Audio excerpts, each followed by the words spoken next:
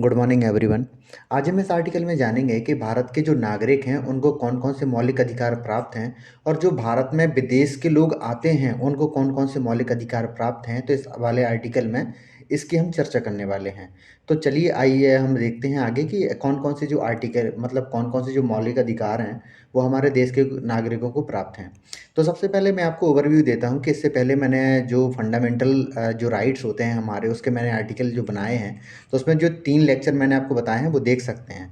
तो जो मैंने पहले लेक्चर में आपको बताया था वो आर्टिकल मैंने 12 से लेके जो 18 तक बताया था, जिसमें हमने जो जाना था जो हमारा समता का अधिकार होता है, जो समता का अधिकार के बारे में हमने पढ़ा था। और उसके बाद हमने जो दूसरा हमने लेक्चर हमने बनाया था, दूसरे लेक्चर में हमने पढ़ा था 19 से लेकर 24 तक। तो इसमें हमने ये देखा है कि जो हमारी जो स्वतंत्रता का अधिकार होता है, स्वतंत्रता का अधिकार और हमारा जो शोषण के विरुद्ध अधिकार होता है उसके बारे में हमने पढ़ा है। शोषण के विरुद्ध जो हमारे अधिकार होते हैं उसके बारे में पढ़ा है। उसके बाद हमने जो आर्टिकल तीसरा जो हमने इसका बनाया था उसमें हमने ये पढ़ा था कि जो हमारा आर्टिकल है, इसमें वाले आर्टिकल में हमने जो पढ़ा है वो आर्टिकल 25 से 35 तक। इसमें हमने ये देखा है कि जो हमारी जो धार्मिक स्वतंत्रता का अधिकार होता है, धार्मिक स्वतंत्रता का अधिकार,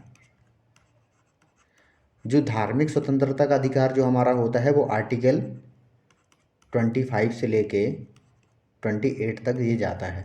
उसके बाद हमने ये देखा है कि जो अल्पसंख्यकों के लिए शिक्षा एवं संस्कृति का जो अधिकार होता है, शिक्षा एवं संस्कृति का अधिकार, तो ये वाली जो आर्टिकल हमने पढ़ा था वो आर्टिकल 29 और 30 में पढ़ा था।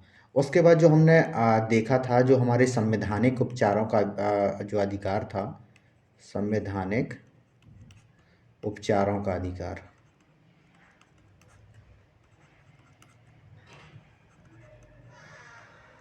संवैधानिक उपचारों का अधिकार जो आर्टिकल हमने 32 में पढ़ा था। और इसमें हमने ये देखी थी कि जो सुप्रीम कोर्ट के पास 5 तरीके की जो रिट हैं वो जारी करने के जो शक्तियां हैं उसके बारे में हमने पढ़ा था।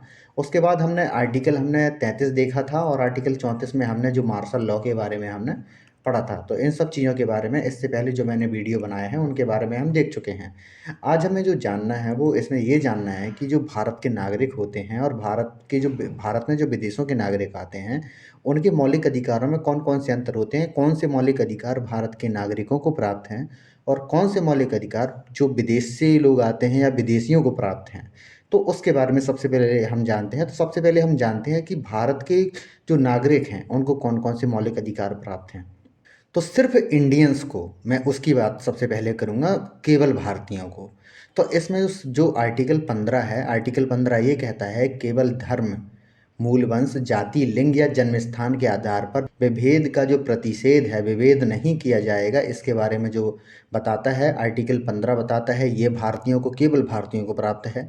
आर्टिकल 16 जो है इसमें यह बताता है कि लोक नियोजन के विषय में अवसर की जो समानता है उसके बारे में बताता है। तो आर्टिकल 16 केवल भारतीयों को प्राप्त है।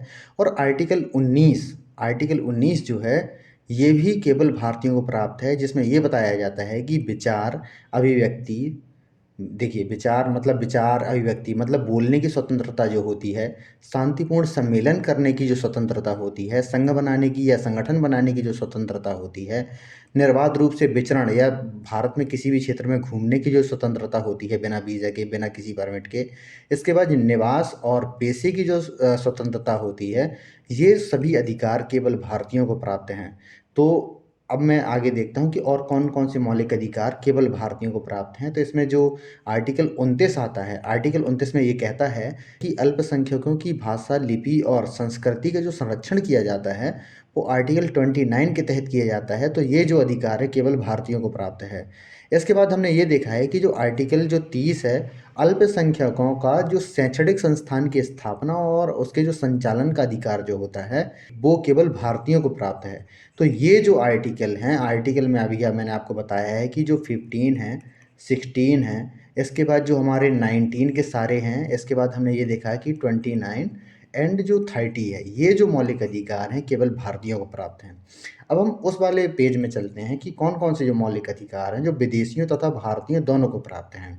तो इसमें जो पहला आर्टिकल आता है वो आर्टिकल आता है जो 14 आर्टिकल है वो आता है, जो विधि के समक्ष समता और विधियों का जो समान संरक्षण है, इसके बारे में आर्टिकल जो 14 बताता है, ये भारतीयों और विदेशियों दोनों को प्राप्त है। इसके बाद हमने ये देखा है कि आर्टिकल जो 20 होता है, अपराधों के लिए दोष सिद्धि के संबंध में जो संरक्षण होता है, इसमें यह ये बताता है कि अगर आपको गिरफ्तार मतलब अगर आपको अपराध है, अगर आपने कोई गुनाह किया है तो आपको मतलब पहली बात तो बिना जब तक आपके ऊपर सिद्ध नहीं हो जाता तब तक आपको दोषी नहीं ठहराया जाएगा और आपको एक अपराध के लिए एक सज़ा दी जाएगी जो इस टाइम पे निर्धारित है। तो ये जो आर्टिकल है 20 वाला, ये भारतीयों और विदेशियों दोनों को प्राप्त है। इसके बाद हमने ये देखा कि जो 21 वाला है, प्राण एवं दैहिक स्वतंत्रता का अधिकार है, इसमें बहुत सारी चीज़ें मैंने आपको बताई थी, ये आर्टिकल भी केवल भारतीयों को प्राप्त है। इसके बाद जो प्रारंभिक शिक्षा होती है कि जो 5 साल से 14 साल के बच्चों को जो निःशुल्क शिक्षा का जो अधिकार है, जो हमारा संविधान में 86 संविधान संशोधन हुआ था 2002 में, ये जो अधिकार है ये भारतीयों और विदेशियों दोनों को प्राप्त है। इसके बाद हमने ये देखा है कि आर्टिकल जो 22 है, कुछ मामलों में हिरासत एवं नज़रबंदी से जो संरक्षण होता है कि अगर आपको गिरफ्तार किया जाता है कि तो 24 घंटे के अंदर आपको निकटतम मजिस्ट्रेट के सामने पेश किया जाएगा। तो इसके बारे में जो है आर्टिकल हमें 22 बताता है, तो ये भी दोनों को प्राप्त है। इसके बाद जो क्या होता है आर्टिकल जो 23 होता है, बलात् श्रम और अवैध मानव व्यापार के विरुद्ध जो प्रतिषेध होता है, ये भी दोनों को प्राप्त है। आर्टिकल 24 बताता है कारखानों आदि में बच्चों के नियोजन का पर जो प्रतिषेध होता है कि कारखानों पर छोटे बच्चों को, लगभग 14 साल से छोटे बच्चों को काम करने नहीं दिया जाएगा, इसके बारे में बताता है। इसके बाद हमने ये देखा है कि जो धार्मिक स्वतंत्रता का जो अधिकार होता है, जिसमें आर्टिकल 25 जिसमें ये बोलता है, धर्म की अभिवृद्धि के लिए प्रयास करने की जो स्वतंत्रता होती है किसी भी नागरिक को, वो भी दोनों को प्राप्त हैं। इसके बाद हमने ये देखा है कि जो अनुच्छेद 26 है, धार्मिक संस्थाओं के संचालन की स्वतंत्रता, और उसके बाद जो अनुच्छेद 27 है, किसी धर्म को प्रोत्साहित करने हेतु कर से जो छूट है वो 27 में मिलती है हमें। और इसके बाद जो अनुच्छेद 28 है, कुछ शिक्षण संस्थानों में धार्मिक शिक्षा या पूजा में भाग लेने के बारे में जो स्वतंत्रता होती है, वो आर्टिकल 28 में हमें प्राप्त होती है। ये जो अधिकार हैं वो मतलब इंडियंस को और विदेशियों दोनों को प्राप्त है। तो अब इन दोनों में हम अंतर कर लेते हैं। जो भारतीयों को प्राप्त हैं वो कौन-कौन से हैं? सबसे पहले हम यहाँ भारतीय लिख देते हैं और यहाँ पे हम फॉरेन लिख देते हैं।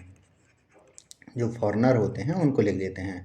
तो भारतीयों की बात करूँ तो सिर्फ़ भारतीयों को कौन सा है? 16 है, 15 है, इसके बाद जो हमने 19 देखा है, इसके बाद 19 के बाद हमने ये देखा है कि आर्टिकल 29 और 30, ये जो आर्टिकल हैं ये सारे जो हैं ये केवल भारतीयों को प्राप्त मौलिक अधिकार हैं।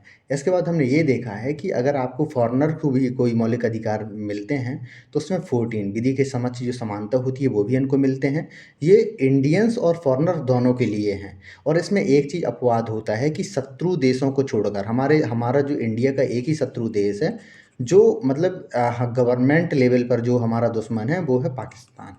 तो इसमें पाकिस्तान को अपवाद रूप में रखा गया है कि भारत का जिसके साथ दुश्मनी है, शत्रु देशों को छोड़कर ये जो अधिकार हैं सभी को प्राप्त होंगे, फॉरेनर्स को। तो इसमें क्या होता है कि जो आर्टिकल 14 है, विधि के समक्ष समानता वाला जो अधिकार है, ये भी फॉरेनर्स को प्राप्त है। इसके बाद जो 20 है, 20 से लेके 28 तक ये सारे जो आर्टिकल हैं, इसमें 21, 22, 23, 24, 25, 26, 27, ये सारे जो मौलिक अधिकार हैं ये फॉरेनर्स को भी प्राप्त हैं और इंडियंस को भी प्राप्त हैं। ये वाले आर्टिकल केवल इंडियंस को प्राप्त हैं। तो आशा करता हूँ कि आपको ये चीज़ समझ में आ गई होगी, कौन कौन से मौलिक अधिकार भारतीयों को प्राप्त हैं और कौन कौन से विदेशियों और भारतीयों को प्राप्त हैं। तो आशा करता हूँ कि आपको वीडियो अच्छा लगा होगा। अगर आपको वीडियो अच्छा लगा हो तो प्लीज़ इसको लाइक कीजिए, सब्सक्राइब कीजिए एंड शेयर कीजिए। धन्यवाद।